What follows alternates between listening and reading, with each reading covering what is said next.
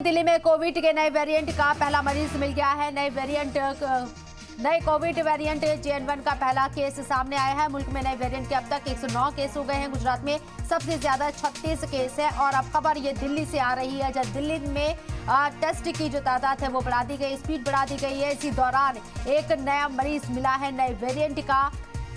JN1 का पहला case Delhi में मिल चुका है। मुल्क में नए वेरिएंट को लेकर अब तक 109 केस सामने आ चुके हैं और सबसे ज्यादा गुजरात में 36 केस सामने आए हैं।